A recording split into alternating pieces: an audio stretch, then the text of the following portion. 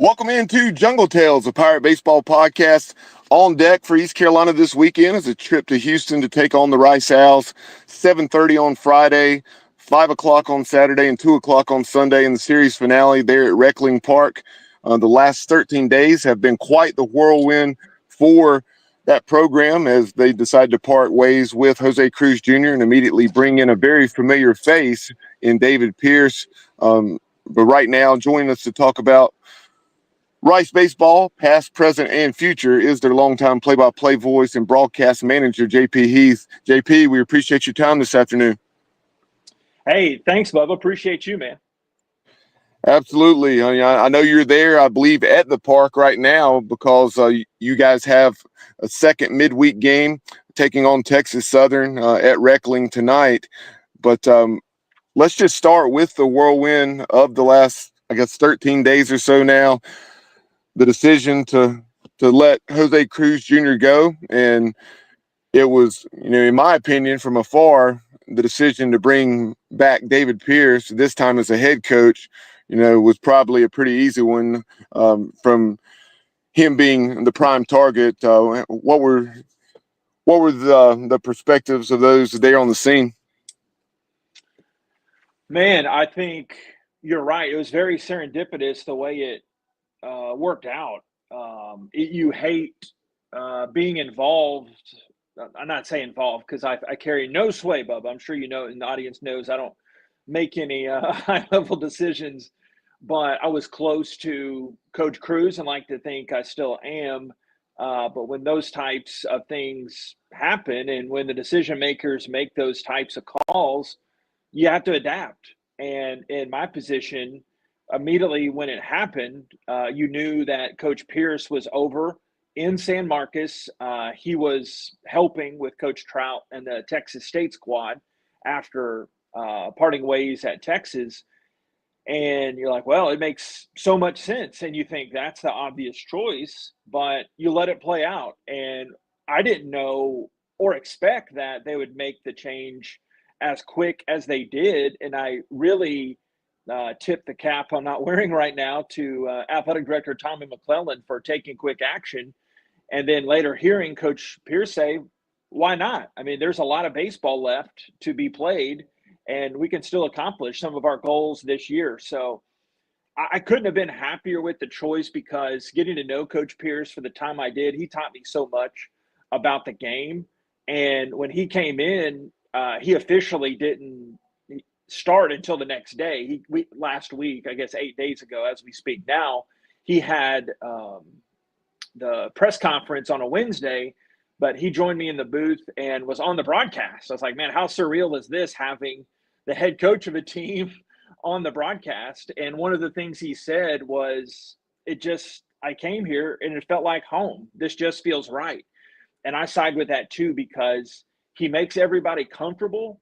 And it was just the right thing to do. Like sometimes, Bubba, you don't have to overthink things in life. The right decision is right there. And this was the right call for Tommy McClellan. And I've heard zero, zilch, nada differing opinions. I mean, everybody's got their opinions these days, but I've not come across anybody behind the scenes and on social media that said, oh, what a bad hire. No, nobody said that. They think Tom McClellan knocked it out of the park and are grateful for Coach Pierce coming back to South Main here. Yeah, you talk about Coach Pierce saying it felt like home. Coach Pierce, 62 years young, if you will, 10 years as a Wayne Graham assistant, 9 of those consecutive years. He was there for a single season, left, and then came back. But that second stint, which was, again, 9 consecutive seasons, he was part of so much success. And he was part of that 2003 national title team. So David Pierce, knows what it means to have success at Rice, and he went on as a head coach, had success at Sam Houston, had success at Tulane. Obviously, Texas took the Longhorns to the College World Series on 3 occasions. Was the Big 12 Conference Coach of the Year on a couple, and has won close to 500 games as a head coach. So he checks a lot of boxes. Yeah, 100%. I mean, he and added to that, he's a Houston native and knows the recruiting landscape. He went to the University of Houston, and before he joined Coach Graham's staff, he was on the U of H staff. So it made so much sense. And with having his connections, and I think nobody is expecting him to do. Everybody would love see what happens with the same thing that happened with Coach Graham. They'd love to see that repeated.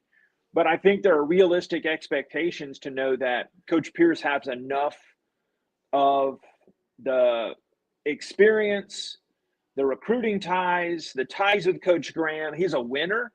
He wins wherever he goes. He won here. He won at Sam Houston. He won at Tulane. He won at Texas.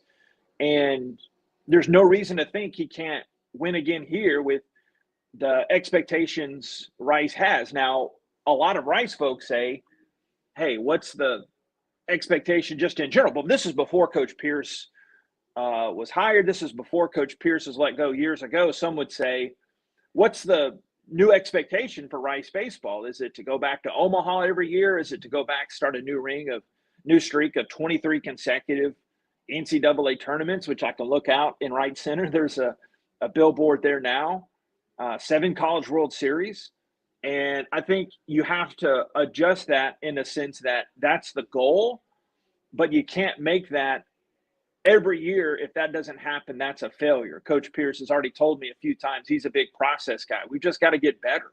We can't worry about those outcomes. We've got to get a lot better to what we're doing right now. And so far, it's been a small sample size, and I don't mind folks laughing at this. The Owls have played better since he's been here. They've lost some games, but he has the team's attention. And I think that going forward, you could expect Rice to be in the conversation for a conference tournament. Huge rivalry with ECU getting renewed.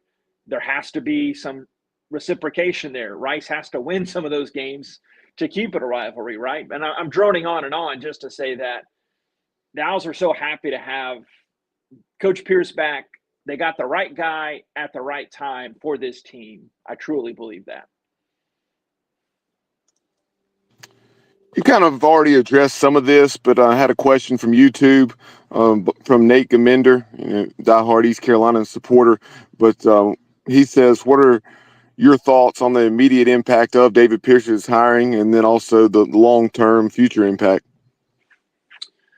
I'd say, the impact right now, just the way he handles people, you have to think, like, if this, it's different if this was a May press conference or I should say a July press conference, as typically you'd expect a coaching change to happen in the offseason, but everything lined up where it's not that Coach Pierce is getting started late. He's getting an early jump start. One, a lot of teams were going to be after Coach Pierce.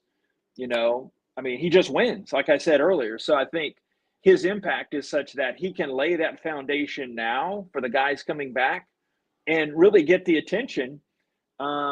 We started, what was it, 2? Sorry, Bubba, we blocked some of that out with some of the tough stretch. We started 2-16. So you'll be able to check, and then five games mixed in there where interim head coach Parker Banks, he went back to being the pitching coach. So I think his impact is such that, and I've already seen it, again, it's a very short sample size to specifically answer the listener's question. He has a calming nature about him. He's just a great college baseball coach with all those accolades I listed before and all his bona fides. He's so calm, and he's a teacher.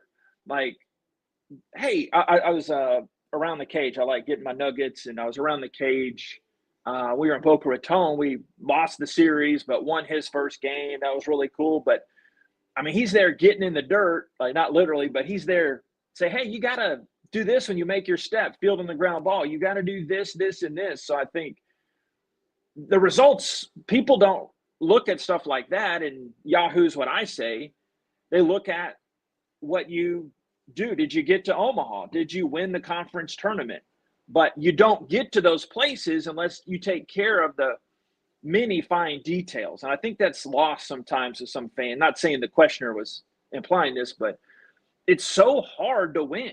And when people like you, ECU folks, know that you have an amazing tradition that we have the most respect for, that you've got to do every single little thing right. You just don't show up and win. And it's constant, it's repetitive. And I think Coach Pierce offers that consistency in teaching a team how to win again. And you get me fired up just talking about this, Bubba. They've got to get back to those little things, doing the little things well. No doubt. And, that's something, just a lot of what you describe sounds, very familiar, with what we hear Cliff Godwin say. A lot of diehard Pirates just, want that dream of Omaha so badly that it's very easy to lose sight of what has been accomplished in the Cliff Godwin era, with all the super regionals and, being so close to Omaha. It's very important to keep things in perspective and, not, hey, I mean, because if you step back and look at it, when you get to the super regional round, obviously you're one of 16 teams in the country making it to that point. So to look at that as a failure just because you didn't make it Omaha is absurd. But kind of transitioning, 1-3 since Coach Pierce took over. We know you're going to be talking to him here in just a few minutes to get ready for that Texas Southern game. So just since he's taken over, you had the series at Florida Atlantic down at FAU. You were very close to winning that series. You led 3-2 after 6.5 innings in the rubber game, and unfortunately, just came up just a little bit shy for you guys. But just what were your thoughts on what you saw? It's thus far in the first four. Any subtle differences or things that stand out from the previous regime? Yeah, I'd say less than subtle, big differences, and not comparing to Coach Cruz at all, but just the vibe of the team, because all these players, they chose to sign whatever the NLI, whatever the national letter of intent, whatever the document is called. They wanted to play for Coach Cruz, amazing human being, legendary out. You don't have the success of Wayne Graham without what Coach Cruz did, Jose Cruz Jr., and he's baseball royalty in the city of Houston. So I want to make that known. But in the series against FAU, I could see an uptick of the guys and just the vibe, the feel of the guys. And Coach Pierce told me this in one of our pregame chats. Guys want to be coached. Guys want to be taught. Guys want to learn this great game of baseball. When you got a guy like Coach Godwin there in Greenville, I hope ECU fans realize how lucky they are to have an outstanding head coach like that. It makes things easier on our side of things from the media side. What I noticed is Rice is a better defensive team. It's really simple, but it's hard to execute, Bubba. When Coach Pierce said, what was it? I wrote it down. I don't have it on the list in front of me. I take a lot of notes, but he said, we got to throw strikes and we got to catch the ball. We got to want to catch the ball when it's hit to us. And because Rice threw a lot more strikes and they played better defense, they came into the series with only seven double plays turned the whole year. I don't know, double plays aren't the only metric that measure good defense, but Rice was one of the top double play turning teams in the nation last year. But they turned more double plays, 4 or 5 on the weekend. They only committed 2 or 3 errors the whole series. That's below the rate that they had. And since the coaching change, they've hit almost 300 as a team. So they're hitting better. They're not a power hitting team per se. They're a bit of a gap team. Blaine Brown, sensational freshman. He's got their best power, but they are scrappy. Like, they've got some dirtbag in them. They're dirty and they're scrappy. And I saw a lot of that coming out, and I'm excited to see. It goes to a huge test this weekend against East Carolina. I'm excited to see how it plays out. Yeah, you talk about that lineup. Let's start right there with Blaine Brown. He started all 23 games, hitting 333, two bombs, and nine doubles. That stood out to me. But talk about him. I believe is it pronounced Boca Chica Jr. Uh, and then West, Zito, and some of those top bats. I mean, starting with Brown, like he is as I don't want to say elite, but he is as smooth and graceful and talented a freshman as I've seen here. Quick backstory: I've got the picture. I don't want to take it down because it'd be too hard to pick up. Me and Anthony Rendon. Uh, my first year was Anthony Rendon's freshman year. I'm like, man, that third baseman, he makes it look easy. Of course, I'm a knucklehead broadcaster. I didn't know what I was looking at, but then it turns out, I mean, he's the National Player of the Year the next year after that. Brown has a lot of Rendon in him. Not saying he's going to be the National Player of the Year next year. I don't want to put that on his shoulders, but he makes this really hard game look easy. And he's a two-way guy, too. We haven't seen him pitch too much, but he's played right field. He's been a DH. He's pitched some, but he can get it up to 99, and they're trying to figure some things out from the pitching side, but he's an amazing, amazing top-level talent, not just the American Conference, but all of college baseball. Top 30 ranked freshman preseason by Kendall Rogers and company at D1 Baseball. But it's a talented freshman class. You mentioned Aram Boca Chica. He has pro bloodlines. His dad, Aram Boca Chica Sr., played in the big leagues, was a first-round draft pick by the Expos, dating him a bit. Got to know his dad a little bit when we went down to Puerto Rico. There's Michael Zito, another talented freshman. He's kind of taken the reins at shortstop. Tobias Motley is a sophomore. Center fielder. He's played center fielder 7 of the last 8 or 8 of the last 9 games. He's very athletic. But Landon West is a talented catcher. He's figured things out defensively. His older brother, Graydon West, hasn't had as much extensive playing time, but Graydon has been a really good addition, scrappy, back of the roster type of guy who is he got dinged up a little bit in our game last night in Beaumont against Lamar, but hopefully he can come back soon. And then on the pitching side of things, Davion Hickson is primo ace Friday night dude that ECU fans are going to take notice of when they see him. Like, he was the Rice closer last year, but he's come in and been the Friday night closer for all but one start here this year. J.D. McCracken, Saturday starter, good stuff. He's improved a lot. His numbers don't show how much he's improved. And Tucker Alch has really journeyed from being a midweek starter, a D3 transfer, and he's been the most consistent pitcher on this Rice team over the last couple of years. So there are some building blocks. Are they where they want to be? No, they're far from where they want to be, but that's the great thing about high expectations. You're always working, like we talked about earlier, and they've got a few really nice young pieces to build on. Yeah, I was telling a fellow Pirate baseball supporter, this afternoon, looking over Rice's numbers and the performance of Hicks and McCracken and Ouch. It was very, very impressive. That no, it's not typically what us Pirate fans, we're used to seeing from Rice historically, but at the same time, very solid numbers.